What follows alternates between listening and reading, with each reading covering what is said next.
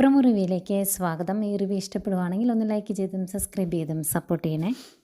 അപ്പോൾ ആദർശിന് ആ ഡീല് കിട്ടുന്നില്ല, ആകെ വിഷമമാവുന്നു. അതിനുശേഷം ഹോട്ടലിൽ വന്നിട്ട് ആദർശ് ഈ സ്റ്റാൻലി മാർട്ടിൻ ജ്വല്ലറി ഉണ്ടല്ലോ, അതിലെ ആൾക്കാരെ വിളിച്ച് ചോദിക്കുവാണ്, നിങ്ങൾക്ക് ഒരു റീന എന്ന് പറഞ്ഞ ഒരു പി ആർ ഒ ഇല്ലേ എന്ന് ചോദിക്കുവാണ്. അന്നേരം റീന എന്ന് പറഞ്ഞ ഒരു പി ആർ ഒ ഞങ്ങൾക്കില്ലല്ലോ എന്ന് പറയുന്നു.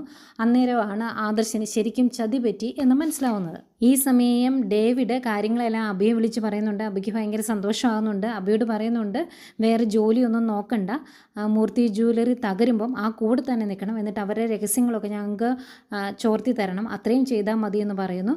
അന്നേരം അബി പറയുന്നുണ്ട്, അത് ഉറപ്പായിട്ടും സാറ് പറഞ്ഞില്ലേ പോലും ഞാൻ ചെയ്യും എന്നൊക്കെ പറയുന്നുണ്ട്. എന്തായാലും ഭയങ്കര സന്തോഷമായി അബിക്ക്. പിന്നീട് അവന്തികയെ കാണിക്കുന്നുണ്ട്. അവന്തിക നാഗേന്ദ്രനോട് ചോദിക്കുവാണ്, ജീവൻ പോയാലും ആദർശേട്ടൻ ആ ഡീലിന് അവിടെ എത്തേണ്ടതായിരുന്നു, എന്തുകൊണ്ടാണ് വരാതിരുന്നത് എന്ന് ചോദിക്കുമ്പം അവനെ എത്തിച്ചില്ല. അതിനിടയ്ക്ക് മോളുടെ അച്ഛൻ പ്രവർത്തിച്ചു, ഞാൻ ഒരു കാര്യം ചെയ്തു, അതുകൊണ്ടാണ് അവൻ അവിടെ എത്താതിരുന്നത് എന്ന് പറയുമ്പോൾ ഭയങ്കര സന്തോഷമാണ് അവന്തികയ്ക്ക്.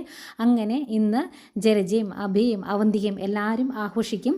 ആദർശ് വീട്ടിൽ പോയി, ഞാൻ ഉറങ്ങിപ്പോയി മുത്തശ്ശ എന്ന് പറയുമ്പോൾ മുത്തശ്ശ നല്ലൊരെണ്ണം കൊടുക്കുന്നുണ്ട്. കാരണം തീർത്ത് ഏതായാലും അമിത വിനയവും ഒരുപാട് നന്മവരും കാണിച്ചിട്ടുണ്ടെങ്കിൽ ഇങ്ങനെ തന്നെ വേണം. എനിക്കിന്ന് ഭയങ്കര സന്തോഷമായി പ്രമോ കണ്ടപ്പോൾ.